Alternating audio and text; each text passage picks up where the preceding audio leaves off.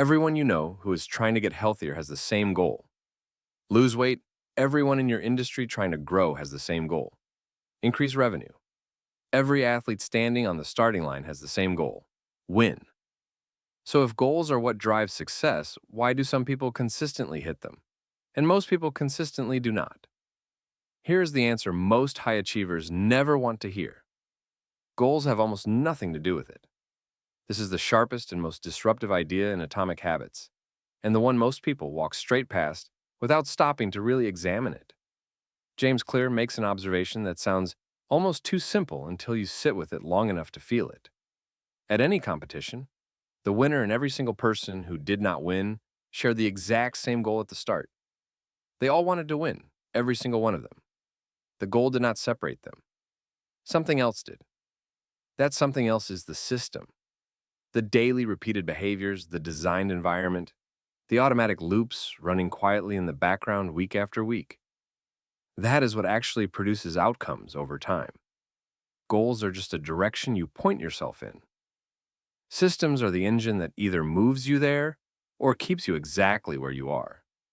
And here's where it gets genuinely uncomfortable for ambitious professionals, specifically, because ambitious professionals love goals.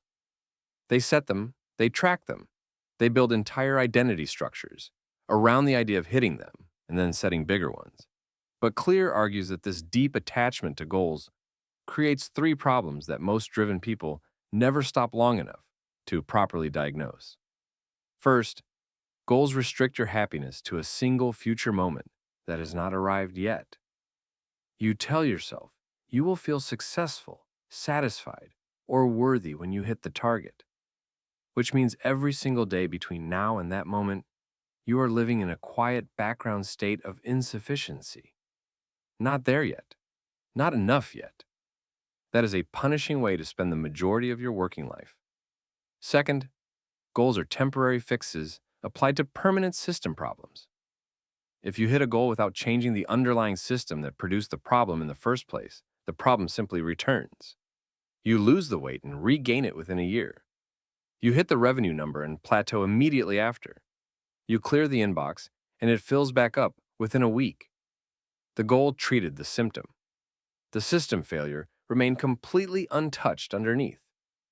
Third, and this is the one that lands hardest when you really absorb it, your goal and the goal of your closest competitor are almost certainly identical. Achieving it or not comes down entirely to whose system runs better. Not whose ambition burns hotter. Not whose vision is more inspiring, whose system shows up and executes better every ordinary Tuesday morning when no one is watching and nothing feels particularly urgent or important.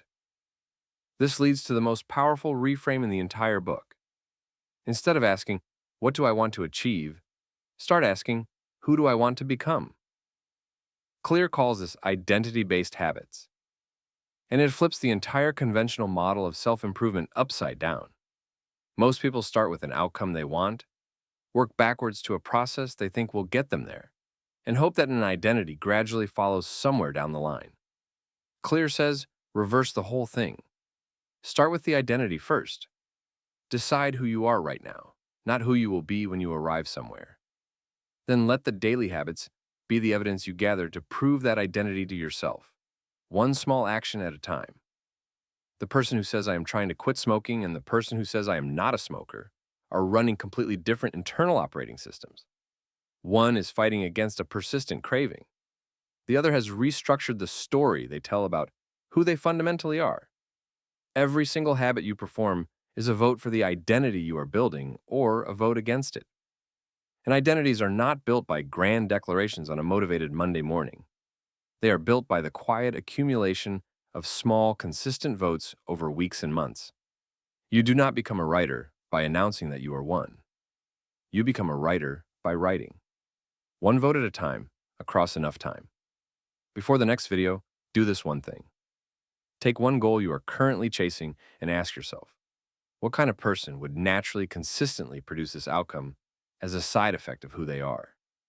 Then ask, what is one thing that person would do today, not next week, not when conditions are better, but today that casts one vote for that identity?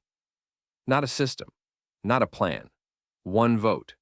because that is how identities are actually constructed. In the next video, we get into why even people who fully understand all of this still fail, and what really gets in the way when real life makes contact with good intentions. Subscribe so you do not miss it.